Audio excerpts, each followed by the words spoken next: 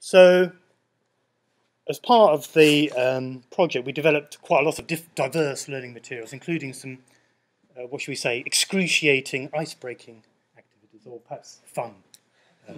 Perhaps fun. And one of them was draw. If RDM were an animal, what animal would it be? So you might want to give that a moment's thought. What would you come up with? Is any suggestions from the floor about? An elephant, the elephant in the room, that kind of thing. But memory. Ah, memory. Yeah, okay, yeah, that's a good one. Any other?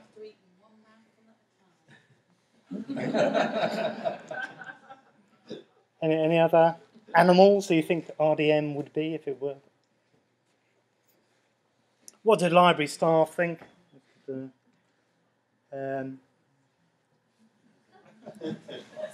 some really quite interesting ones.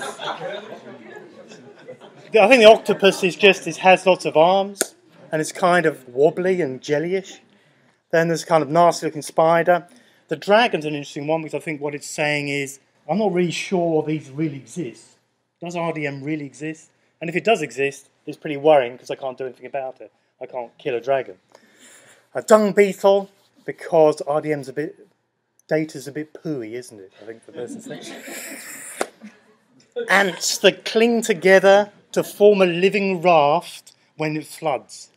So there's a sense of us getting together and helping each other. And the best one, I think, is the last one. It's, well, we don't really know.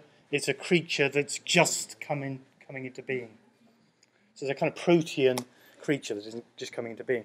So what does this express? I suppose this expresses a lack of confidence, really, as well as lack of skills. So the RDM Rose project was trying to position ourselves there to not train people to be data curators or data analysts, but just to overcome people's lack of confidence about dealing with data.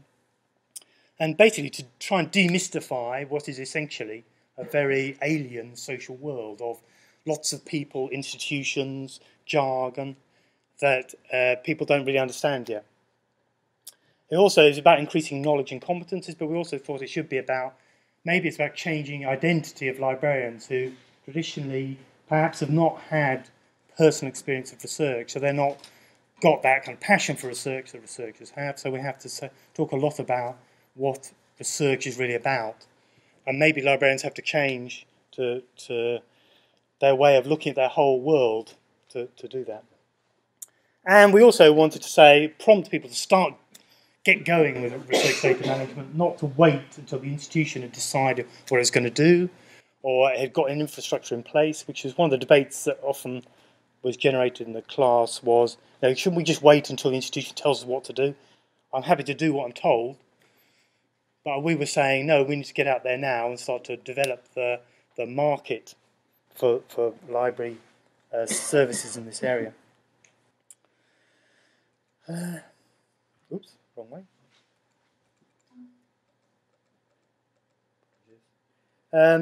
Stephen's already summarised some of the results from the survey, which did indicate that skills were a particular area of importance, and it was a sense that people said either we haven't got the skills, but a few people have, or we haven't got the skills, but a few people have. So basically the answer was always the same, that a few people in the institution have got skills, but there's many people without much knowledge at all. And then there might be different ways that people could acquire these skills. Is it going to be through recruitment? Is it going to be through, a lot of people were saying they're going to get the skills via JISC projects, but that's obviously kind of got a limited impact. And then there's the whole area of on-the-job or CPD training. As Stephen said, we had an idea in our minds about the different roles that librarians might play. Anything from policy through to integrating research data management into information literacy training, through to kind of advisory services, or sort of more heavyweight digital curation activities. We were trying to say, well, for every person who participated in the course, maybe you've got to work out for yourself what it's going to mean to you. It might mean something different to different people. So but we also tried to build the whole course around these different roles so that, in fact, as in the CPD model, you can actually just focus on the particular area that you feel is relevant to you. So we've got a handout here which is called Are You RDM Ready? Which is basically ask you a load of questions. How important do you rate things in your own professional role? And then which sessions of RDM Rose is appropriate to build skills in that area.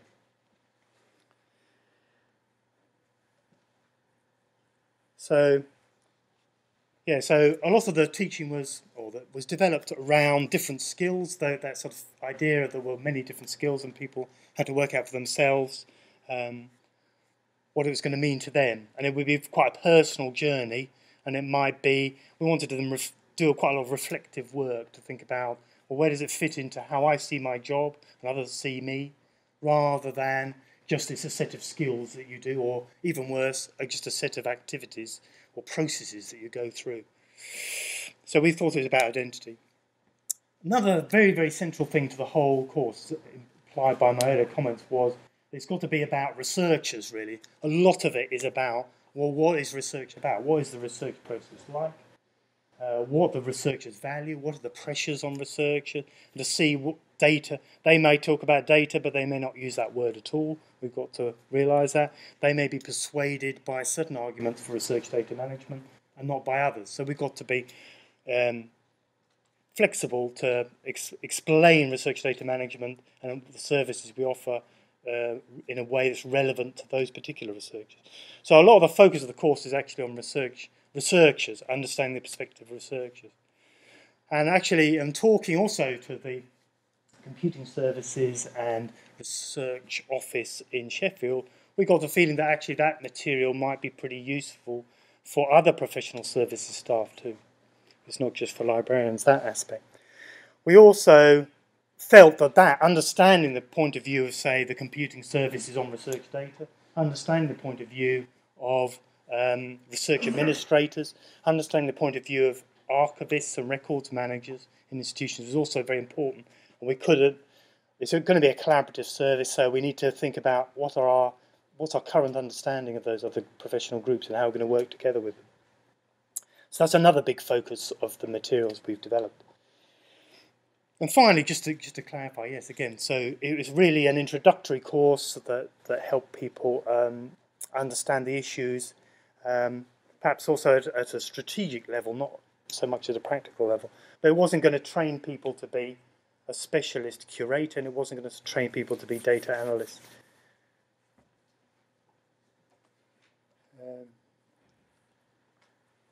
We're also quite influenced by Sheffield's general approach to teaching, which is inquiry-based, so research-led kind of teaching. So quite a lot of activities, well, a lot of practical activities, doing real things, and also going out and researching researchers was part of.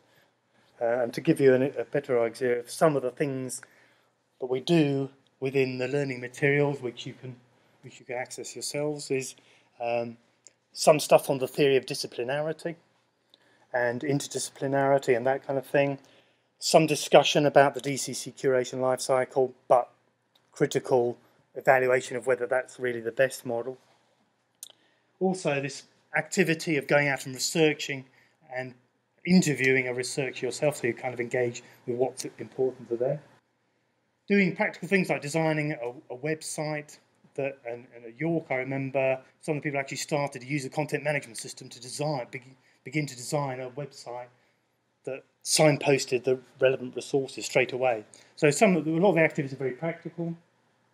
Doing things like reading data management plans, the things that researchers might come and ask you about. Let's read some data management plans. Quite hard to track them down, but engage with the real documents that are relevant. Look at policies. Perhaps I haven't emphasised enough that we didn't want people to just think of it in terms of processes. We wanted to force them to think about RDM as a kind of strategic challenge. So a lot of the discussions, at the end there we have a complex kind of fictional case study through which people kind of explore the perspectives of different stakeholders in research data management. So it isn't just about, well, what am I supposed to do tomorrow? It's about thinking about the wider context. And we've also got quite a lot of recordings with researchers themselves that participants can download and think about with lots of activities associated with them. So I suppose the key message or the key thing that you might be interested in is what's this to me really? Well, it's an open educational resource, so you can access it. It's all on a URL that's linked from our delightful bookmark thing here, which you can pick up. So you can download the stuff. Your own staff can use it for CPD. It's been designed both to be used in the classroom and for CPD, self-directed CPD. You can also appropriate the content and reuse it in ways that you want for your internal training. So you can change it. It's all on a share-alike license, so you're welcome to use it.